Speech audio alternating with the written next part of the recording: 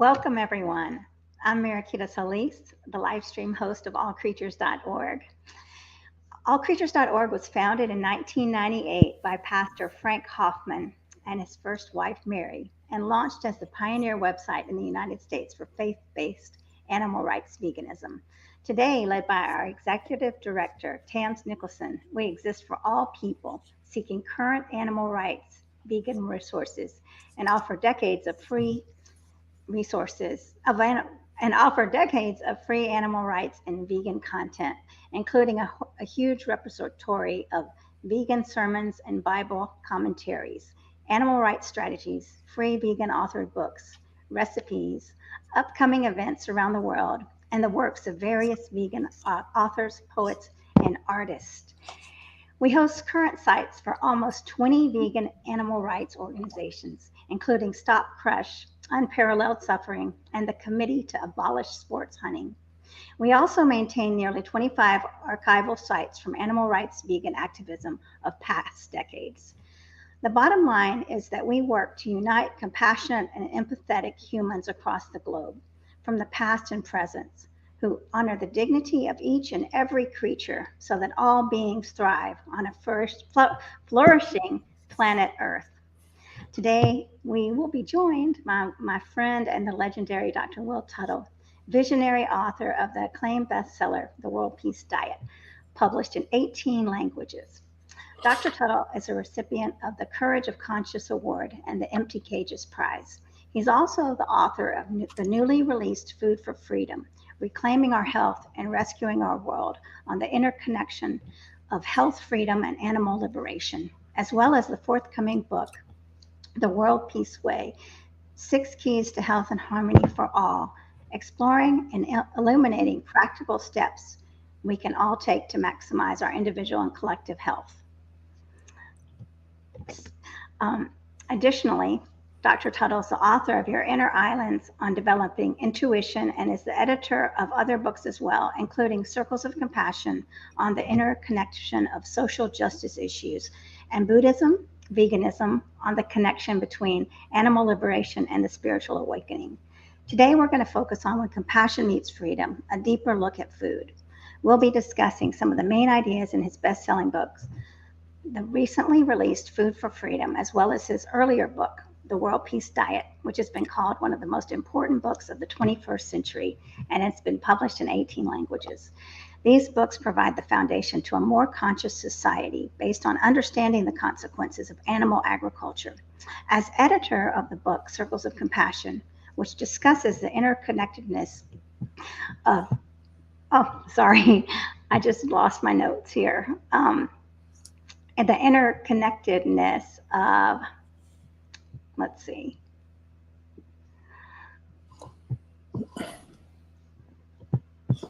Here we go. Social justice issues, as well as Buddhism and veganism, and author of a book on developing intuition. He explores and illuminates invisible connections between our culture, our food, our spirituality, and the hidden sources of our broad range of problems, and the way to positive transformation in our individual and collective lives.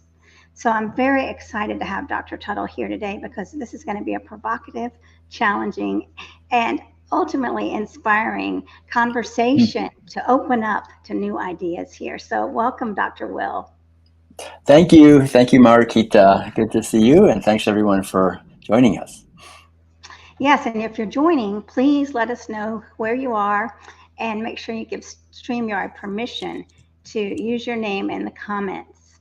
So, Dr. Will, let's start off with, tell us when you became vegan. What happened, or when did you become vegan? And did you even know about veganism as a child? Well, briefly, I became a vegan in 1980, so I've been a happy vegan for 44 years, and I always say the smartest thing I ever did besides marrying my wonderful wife Madeleine was going vegan back then in 1980. I was born in a typical family, eating the usual meals, lots of meat, dairy, and eggs. I never heard of vegetarianism. I remember I asked my mother about it when I was about 7. I said, everybody eat what we eat? And she said, yeah, everybody eats what we eat. Then she said, well, wait a minute, that's not true. There are vegetarians. I'd never heard that word in my life, and I asked her what it was, and she said, don't worry about it, you're never going to meet one. And I don't know where they get their protein, So that was it. That was my only exposure to vegetarianism. And I went away to a summer camp in Vermont for several years. In the summers, I would participate in killing chickens. Every summer we would kill a cow. So I really participated in the whole thing, and never really questioned it too deeply because there was no alternative available back in the 1950s and 1960s. And then I went away to college, I remember in 1971 in Maine, and I heard there were some vegetarians around, but I never met one. And then eventually, right after that, in 1975, when I graduated from college, I decided not to go into my father's newspaper business, which he had in Concord, Massachusetts, but instead to go on a spiritual pilgrimage with my brother, Ed. And so we basically decided to walk all the way to California and meditate.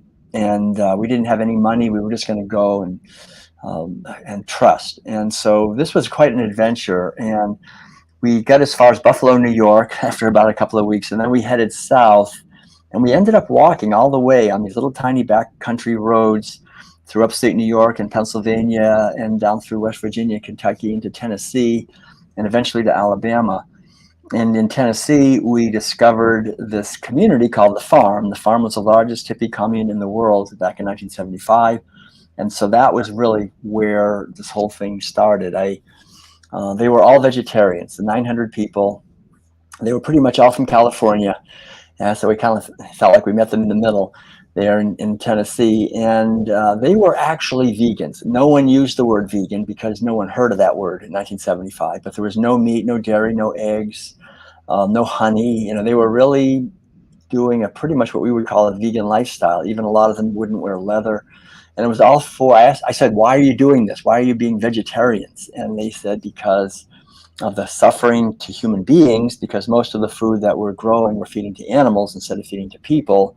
And that leads to war. So they said, we want peace on earth, so we're eating lower on the food chain so there's enough for everyone to eat. And that really makes a lot of sense. And so I admired them for that. And the other reason they gave was the cruelty to animals, the abuse, and so forth. And they described it a little bit to me, the routine mutilation and killing and sexual abuse of these animals. And so that was it. I thought, okay, I had this wonderful example of 900 people all being vegetarians. So I became a vegetarian. I've never eaten meat in my life since 1975 at the farm. And then a few years later, I was living in meditation centers. I ended up in San Francisco at a Tibetan Buddhist meditation center, and then eventually at in a Zen center. And I became a vegan. I just gave up the dairy and the eggs in 1980. I understood finally the reasons for doing that, the cruelty to these animals. And then a few years later, I decided to go deeper into meditation. So I shaved my head and became a Zen Buddhist monk. And I was living in South Korea in a monastery called Sangwangsa. And that was a monastery, a community that had been practicing veganism for about 750 years. And so that really deepened my understanding of veganism, not merely as a personal choice, but as really our true nature, that our true nature is basically respecting other living beings and not harming them if we don't have to. So that really helped deepen my understanding of the vegan path as really a path of ahimsa, or nonviolence.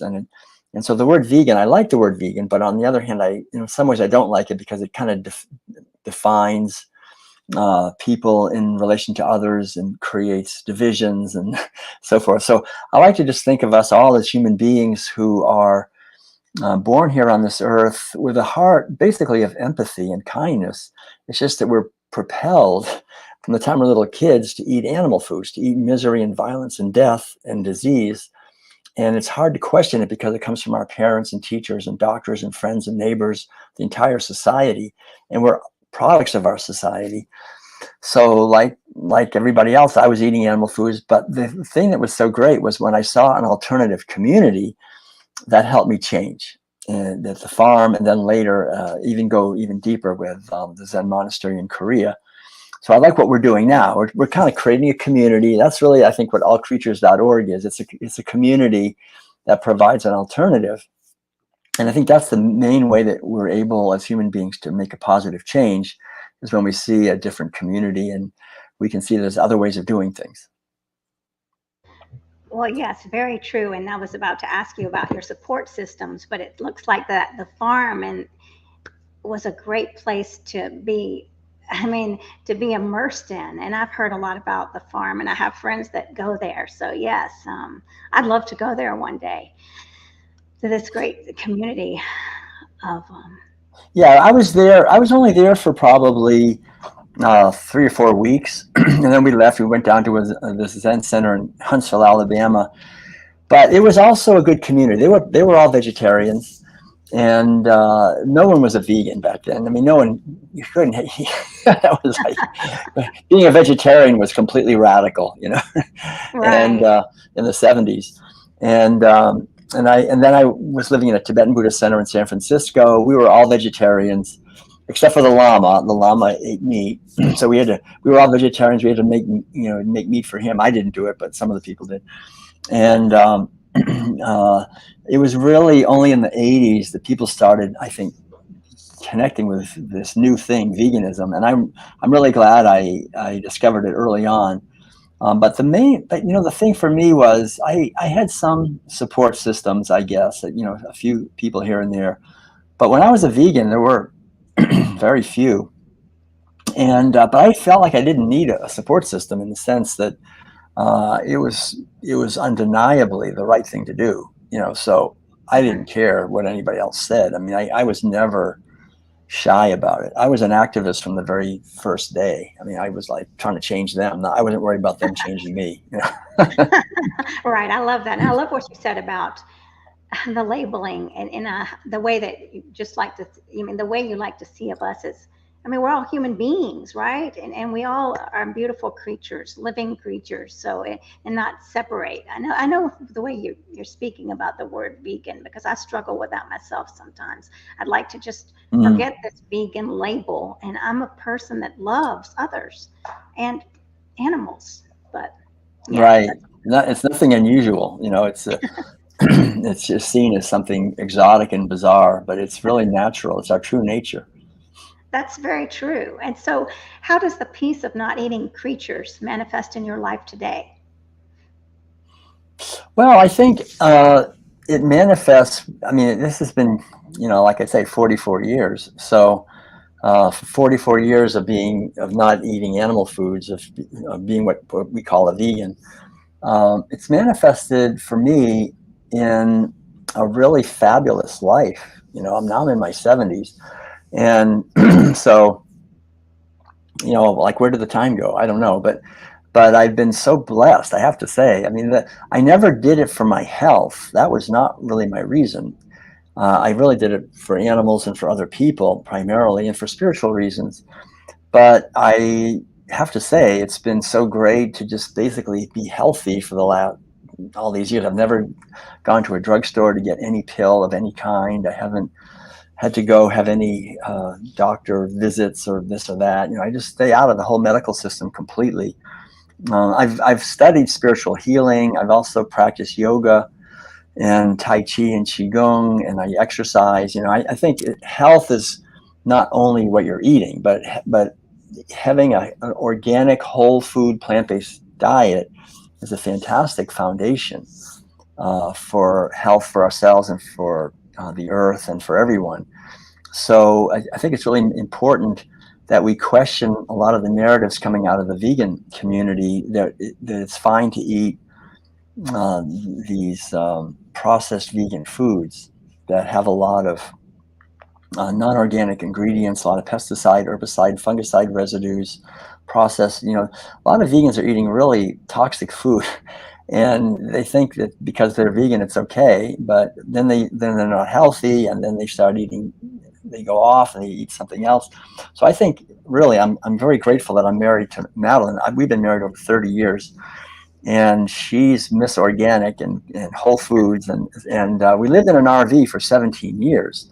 So we've traveled the whole United States. I've lectured in all 50 states, multiple times, in over 50 countries. When the World Peace Diet became, really an international bestseller and translated into Slovenian and Italian and Chinese and Indonesian and Vietnamese and Korean and every language you can think of, Norwegian and Hindi and all these things, we started getting invited all over the world to give lectures, and we traveled all over the world. We never got sick. I mean, it's people would say, "Oh, your schedule is too intense." I mean, I've given.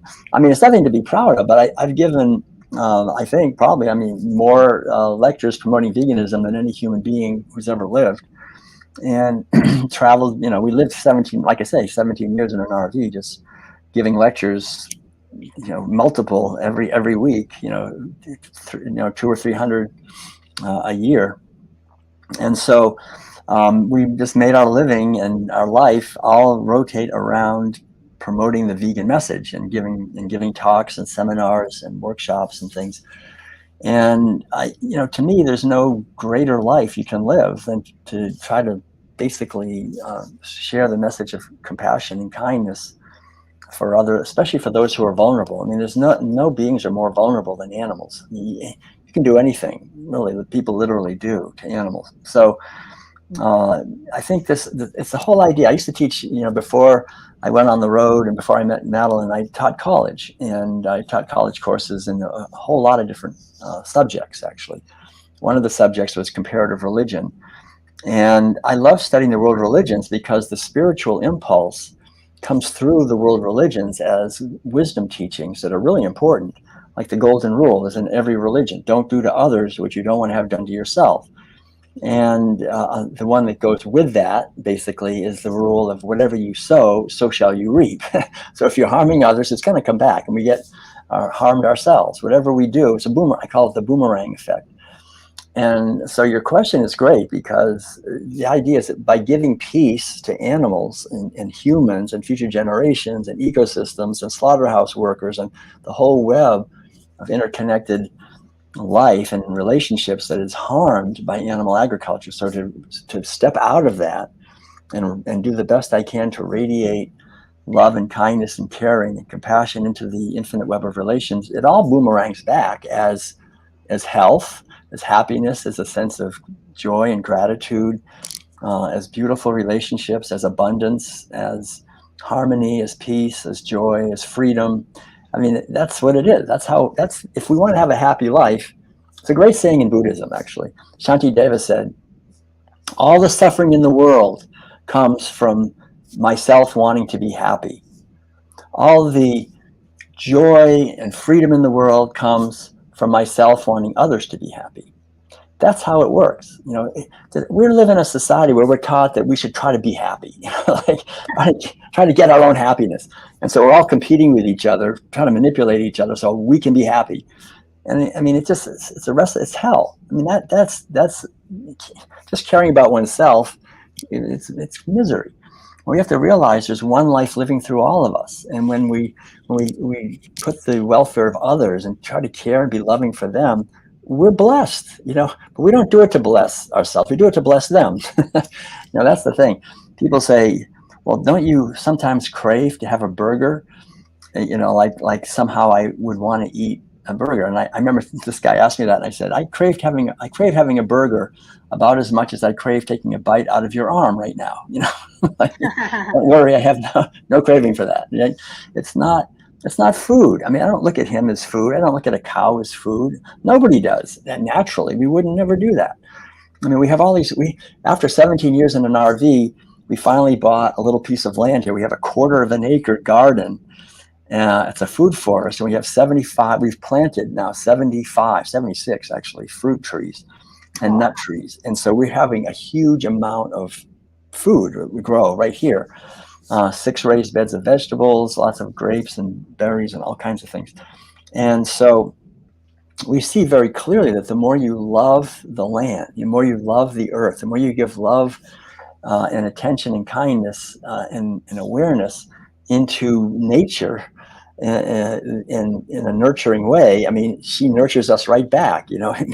We get hundreds and hundreds of cherries and nectarines and walnuts and almonds and peaches and plums and apples and pears and persimmons and olives and all this, so many things, as well as, of course, tomatoes and squashes and all these other amazingly beautiful foods. They come.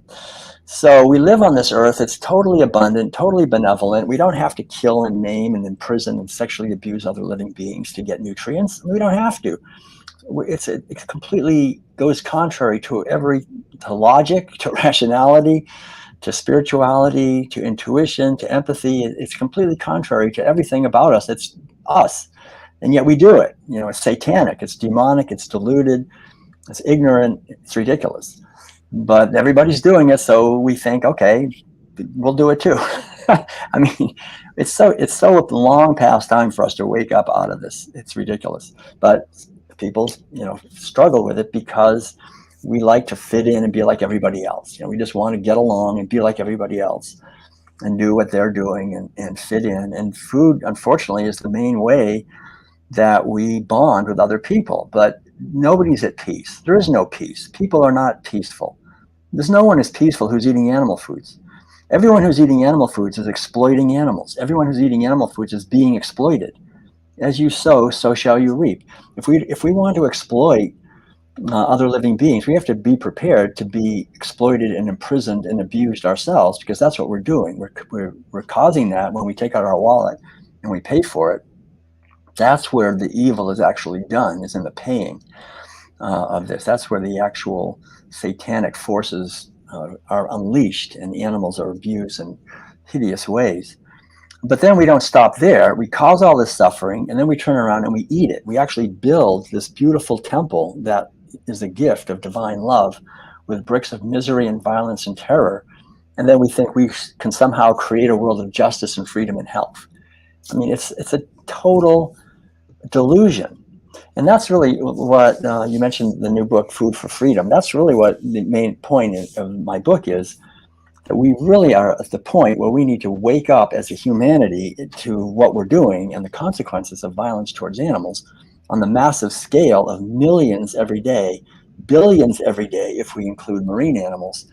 And it's completely unnecessary, but it's boomeranging back as medical violence against us, as political violence, as war, as economic injustice that keeps getting more and more extreme. But what do we expect? If we're going to insist on abusing animals and putting them in situations that we would never want to be in, we're going to find ourselves put in those positions. So it's really essential for us as human beings to question the food narrative in our society that legitimizes violence towards female animals, and especially female animals, because it's female animals that are the most hideously abused, because they're the ones that give birth and they give milk and they give eggs. And so it's the abuse, not just of the animals' bodies, male and female, but especially of the female animals and of baby animals, really. I mean, they're all babies. This whole sexual abuse and trafficking of children, of human children, and of animal children, it's all interconnected, and it's a vast scale. So we really, I think every human being is called to understand this, address this, and respond to it. And when we understand this, when people are listening to what I'm saying, then how do you respond? How do you respond to this? That's the question. How do we respond? Do we just say, well, all right, I'm going to do the best I can to be a force for healing this situation? Or do we think, well, I don't have time for that? And, we're only on this earth for a short time anyway. We have a few short decades, and we get lost, I think, in trying to pass on our genes or accumulate things that we think are important. And we lose track of what's really important, which is to be part of the solution to these problems, to be part of the kindness and love and caring and mercy and tenderness and gentleness and freedom and creativity and cooperation, which really, I think, are part of our true nature, that give us joy.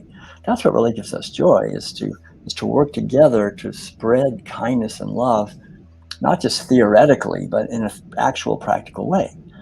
And so I think what you're doing, what allcreatures.org has been doing for years, to just keep the light shining, keep shining the light of all the different activities that are happening by fellow activists to help liberate animals, all of the different issues that we're facing, to just keep the true educational process moving forward, because the forces on this planet for dominating animals are the same forces for dominating human beings.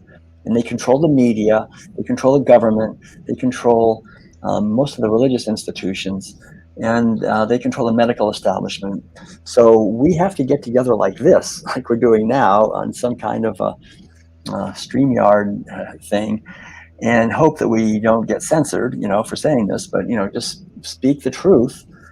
And when we do that, we become, like Gandhi said, satyagraha, speak our truth, and we begin to create a field of truth. And a field of truth is a field of peace. That is a field of peace.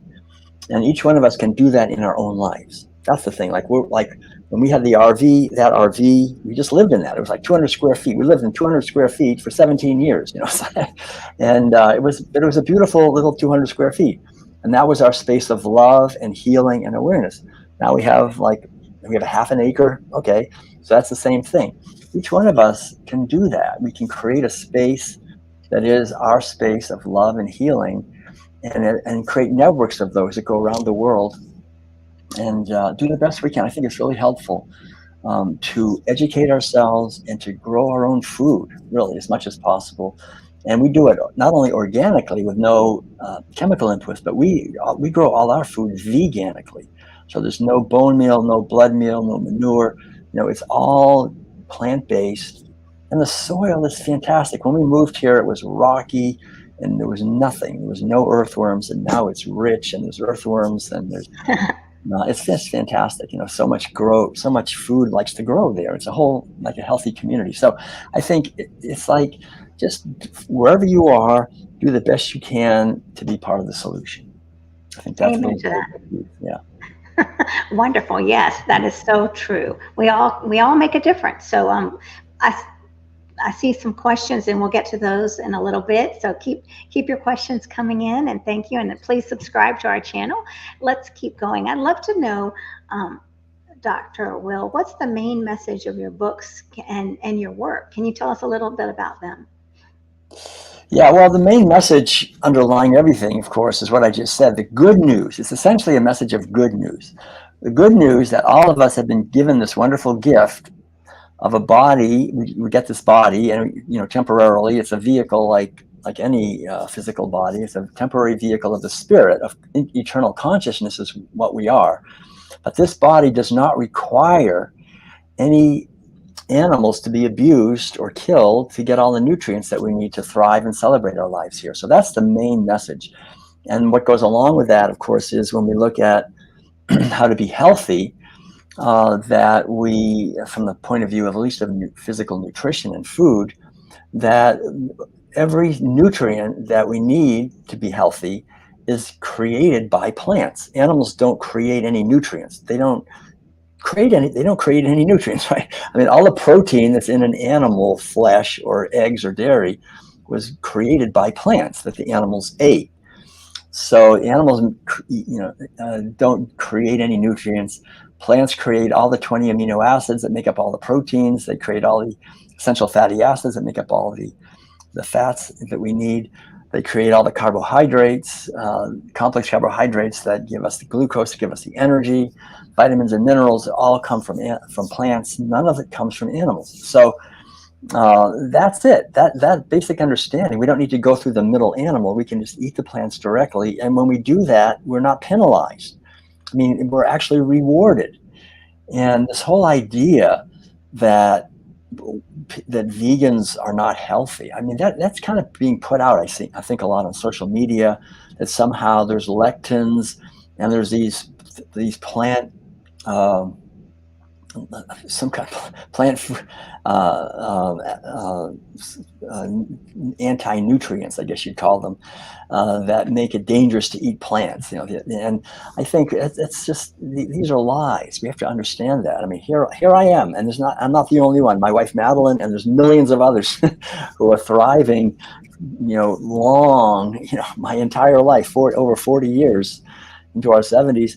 And it's just a beautiful thing to see that, and understand that we can thrive on a plant-based way of eating. We don't have to cause suffering. And then the other main message, really, that I'm trying to bring to the movement is the importance of spirituality, because a lot of people, I understand it, like people go vegan and then they look at religion and they think, oh gosh, I go to the church and they're all eating meat. They have a chicken fry or a fish fry or some dang thing. And so a lot of people think that religion is the enemy. But we have to realize that the spiritual teachings that come through religion can be very, very transformational. They are transformational. And that veganism and spirituality are essentially one and the same.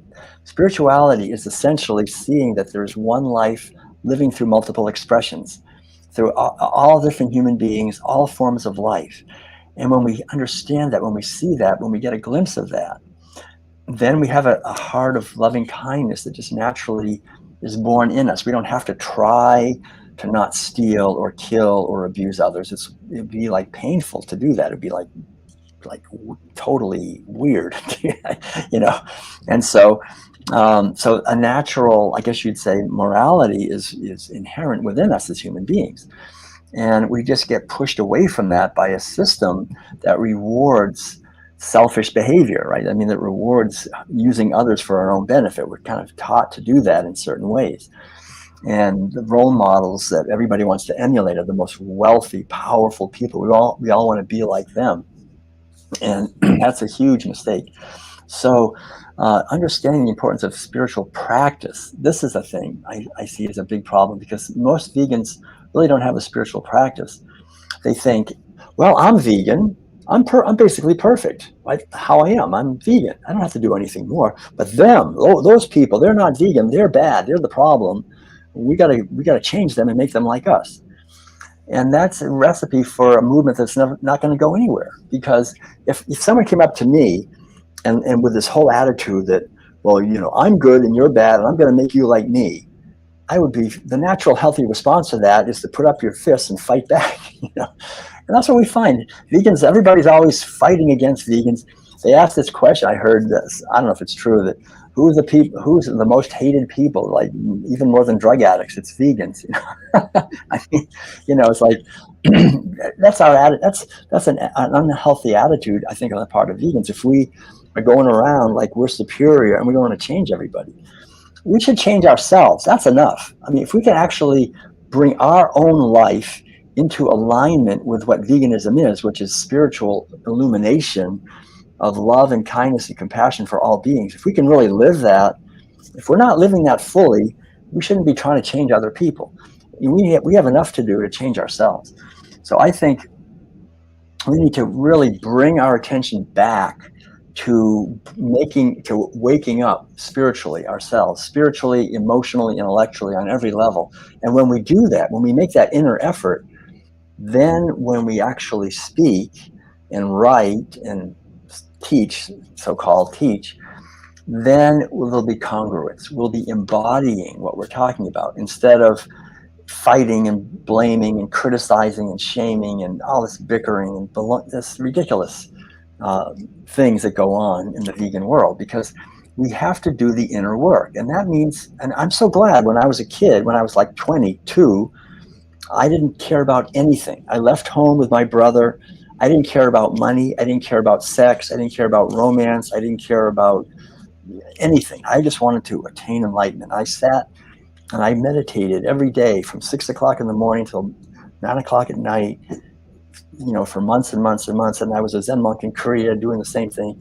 I mean, I spent thousands of hours. It's nothing to be proud of. It's just like that was important to me, And I think if we don't have a burning desire to awaken out of delusion, then we're as soon as we're born here, we're deceived by everybody. Our parents, everybody's deceiving us. We don't know. Everything we think is true is pretty much everything is wrong. So it really takes a huge inner desire to quiet the mind, to let go of all the conditioning, all the programming, everything I think is true, and just be quiet, be completely quiet and open to the wisdom of trees and nature and the cosmos within ourselves. And when we do that, we don't need an outside authority to tell us how to be healthy and what is right. We have our own inner authority. It's always there to guide us.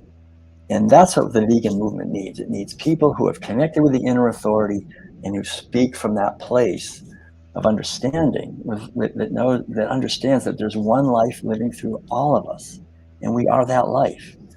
And when we understand that, then as a movement, our movement will be unstoppable. It'll explode, because then we're connecting on the real level. That's how to make a change in this world in a positive way. And it can happen quickly, but it means for us to do the inner work and question all the official narratives, especially the ones we tell ourselves. The ones in the media are all wrong too. Well, why don't we hear more of kinds of these ideas that you're sharing with us now? What was the question? How do we hear more? Why don't we hear more of these ideas? Oh, why don't we? Mm-hmm. Well, the reason you don't hear more of these ideas is they're very subversive. They're totally subversive. I mean, they're subversive to what I call the military, industrial, meat, medical, pharmaceutical, media, banking complex, right? There's this massive complex that has completely taken over the educational system and the governmental system and the media and the medicine and science and everything. And we're basically marinated in that. We're just, as the time of little kids, we go to school, we're like little sponges, we soak it all in. And so it's very profitable to have people who are unhealthy and confused, right? I mean, they're easy to control, and they need a lot of drugs, and they don't think too clearly. You get them eating animal foods, they've got brain fog, they're eating dairy. I mean, totally brain fogged. And so they just do what they're told and and judge what to do by looking at what everybody else does, like this whole herd mentality. Just do what everybody else does and stay safe. That's really the problem. So, like when we try to share these ideas, there's two main obstacles. One obstacle is the mainstream powers don't want this message to go out. It's very hard to get this message onto CNN, NBC, NPR, BBC. They don't want this message there at all. But the other main obstacle to it getting out is that the actual human beings, the 350 million Americans and all the other people in their countries, they don't want to hear it either. They basically don't want to hear this because it's threatening, right? I mean, it's because food, we identify with food, and our food is our relationship with other people. And if we think too clearly about this and think, well, you mean this, I can't have my cheese and my hot dog and my fish sticks, then where am I going to, it's not so much where am I going to get my protein. That's part of it, but it's more like, what are other people going to think of me? What am I going to eat on Thanksgiving? What am I going to do? We're very afraid. It's just all this fear of fitting in. So that's why we don't hear more of this. I think it's essentially just people are afraid, and we don't want to look deeply. It's really a wound. We're wounded. And as a little kid, when we first learn what bacon really is, at a certain point, you mean that's a pig? Oh, you mean that's comes from a cow that we should have gone to her calf? At a certain point, as little kids, we know there's something wrong with that. But our parents and our doctors and our teachers, they're all, oh yeah, this is good. How you get your protein? And they're all like, yeah, this is really great. And so we're traumatized. Really, we don't realize how much we're traumatized. It's like, gosh, what the heck's going on here?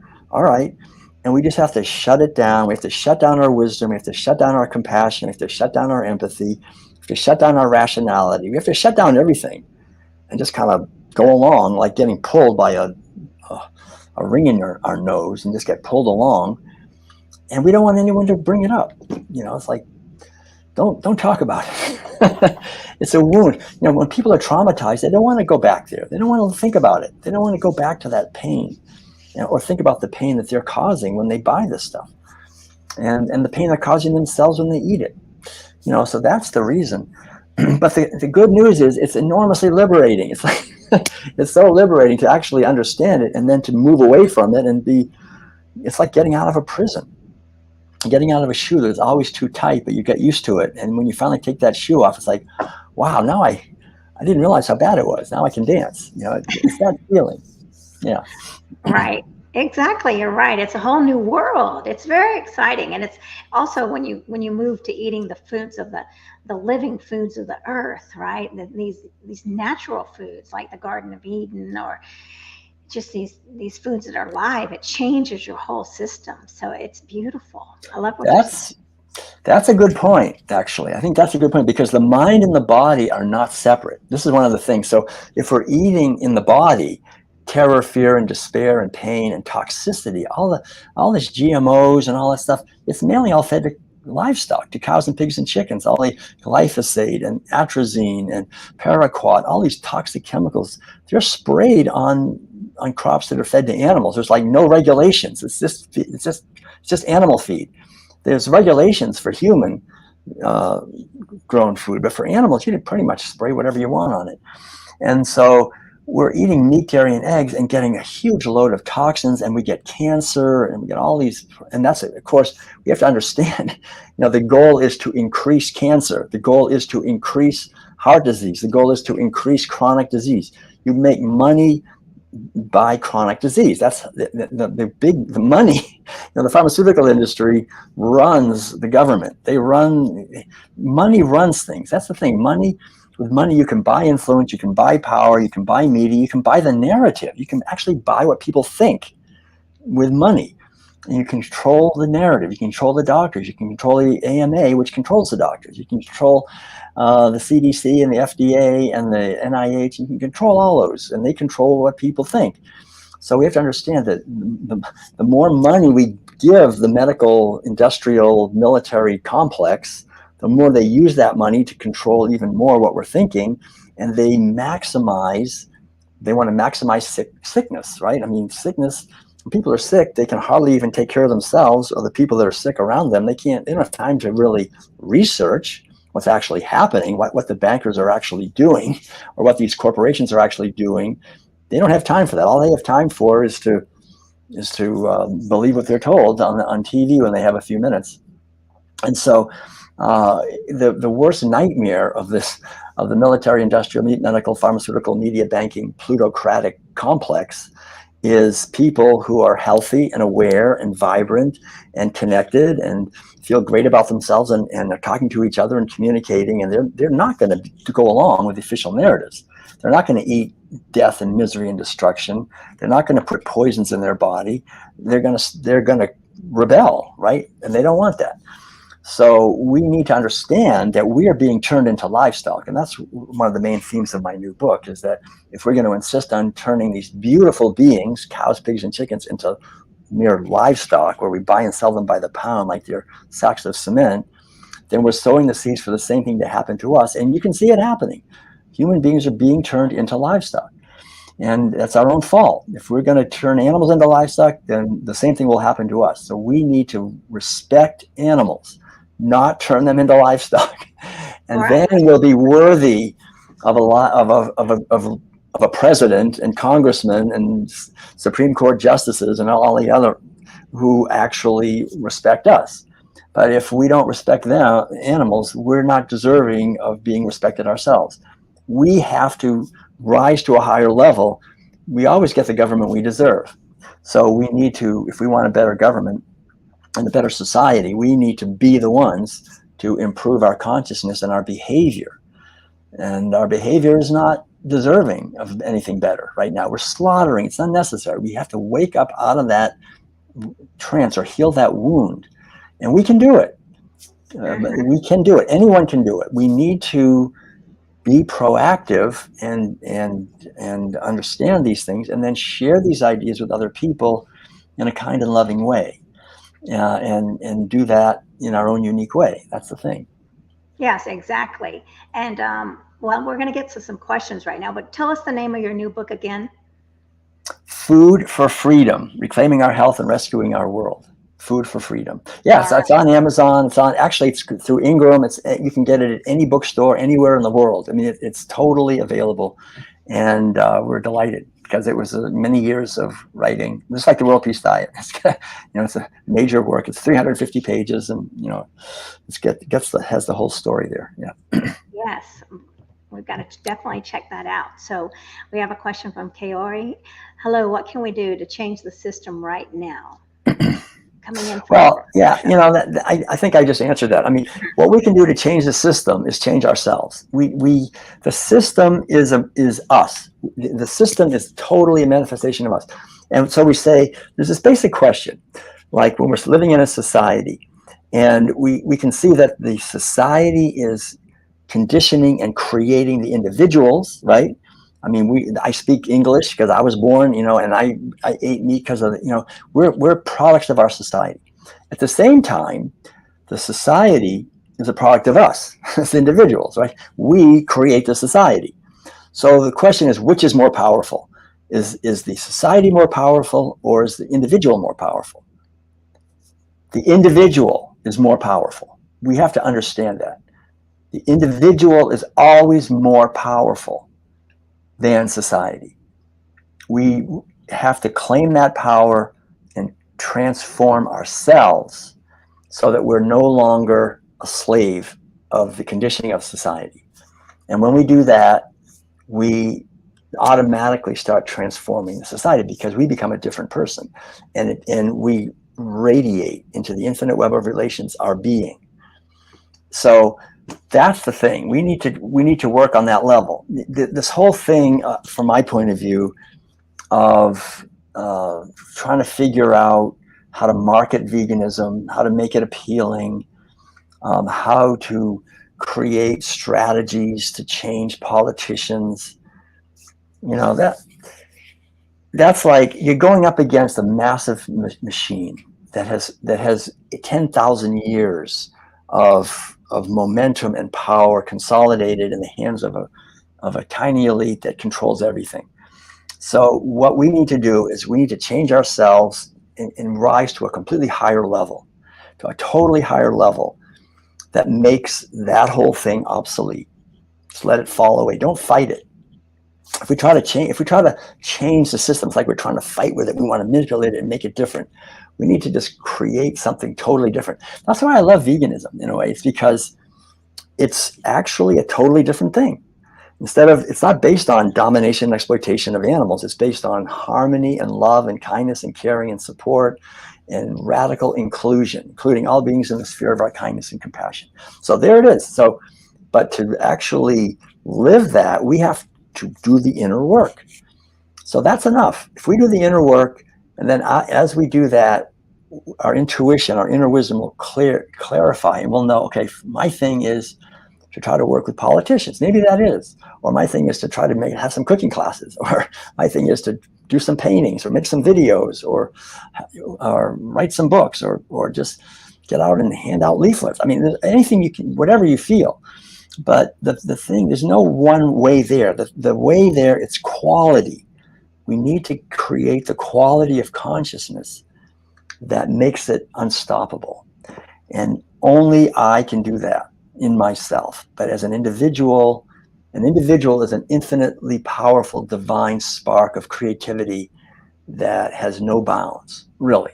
If your mind gets quiet enough and in meditation, and you realize that you are the source, what we are is the source of all that is, then we go forth on that foundation.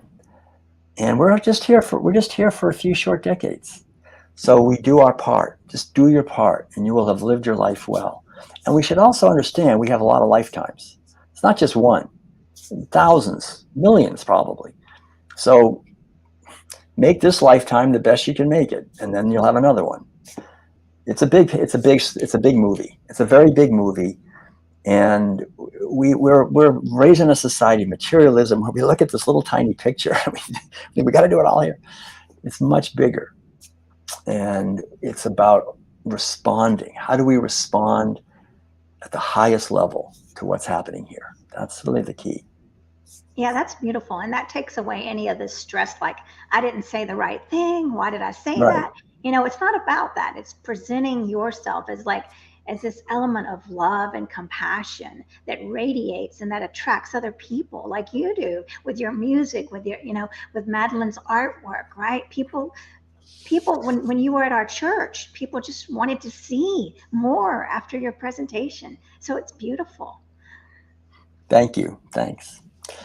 Yeah, I think that's one of the main points when Madeleine and I travel to give the message is to sort of frame it in beauty. Frame it in the beauty of nature, like Madeleine's paintings show animals celebrating their lives in the beautiful world around us, and it is a beautiful world. I mean, the earth is spectacularly beautiful. Just one of the things when we were blessed that we did so much traveling, but if you just go to any forest or look into any flower or walk along a stream bed, or I mean, the earth is magnificently beautiful, and our own hearts are beautiful, and we can create music that's beautiful, and we can create art that's beautiful. I think all these things have been systematically taken away from us, and we have to understand that. I mean, the beauty of art, the beauty of music, the beauty of film, and so forth, a lot of that's been taken away on purpose as part of the turning humans into livestock.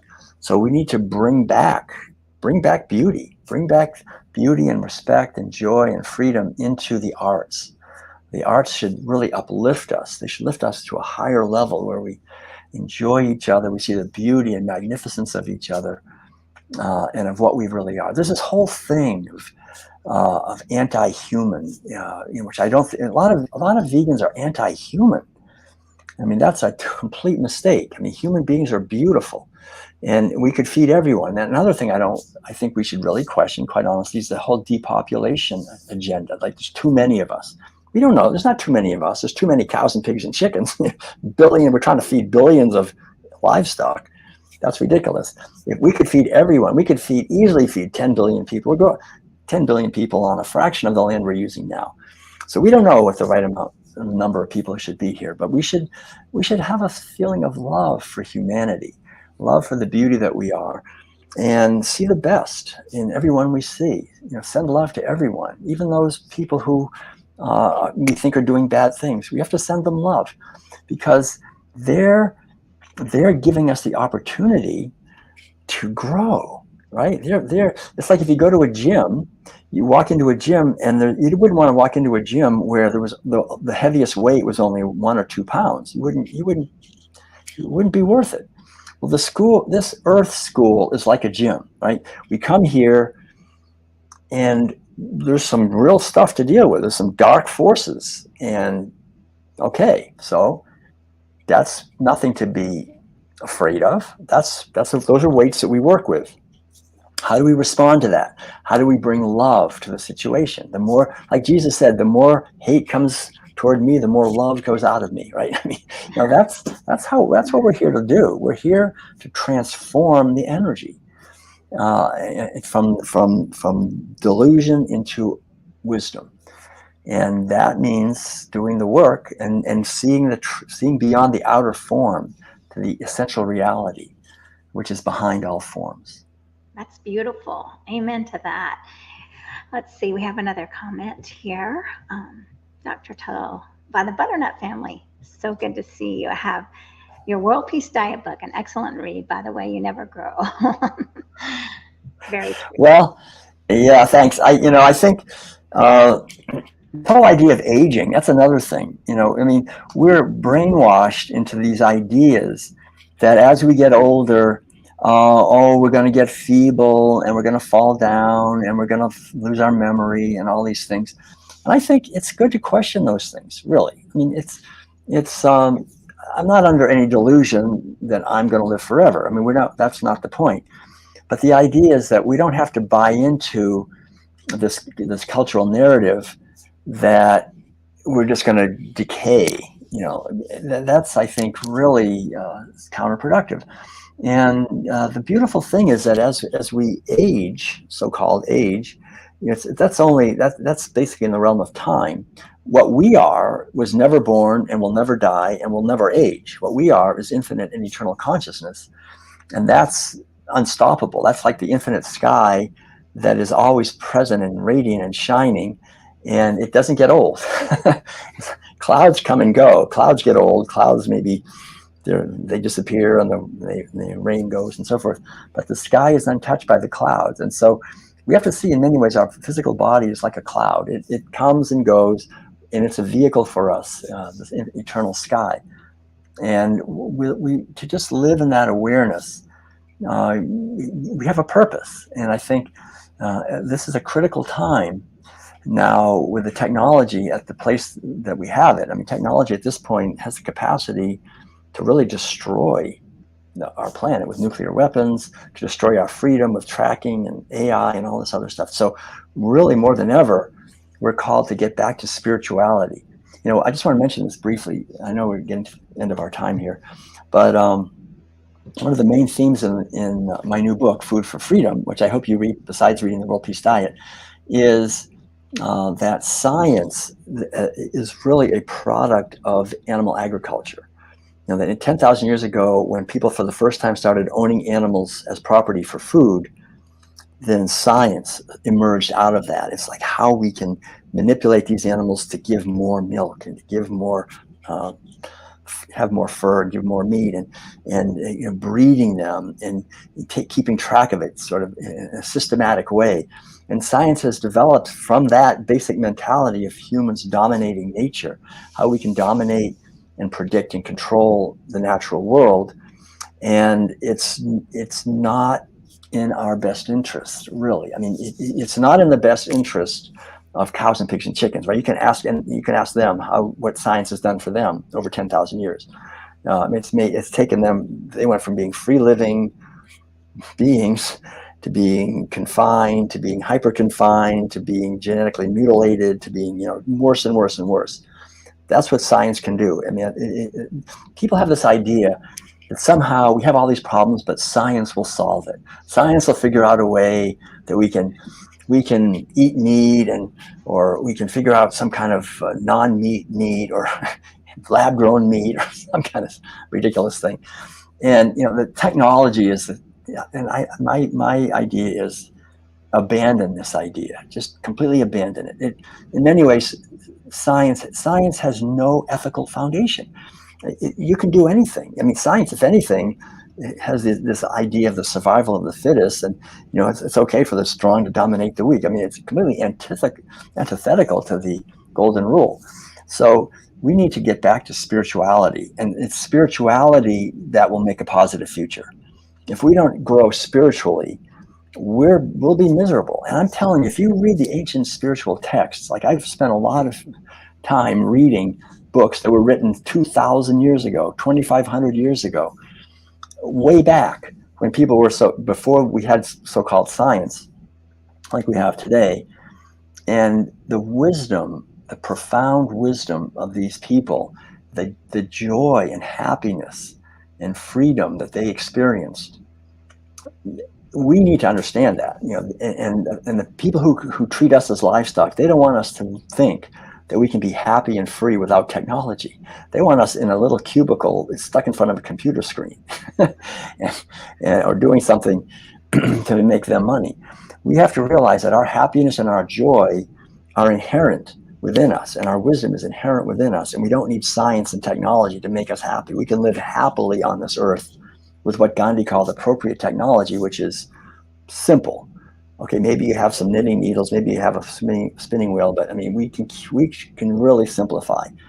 And technology, no, that's not the path to a positive future. The path to a positive future is spiritual work.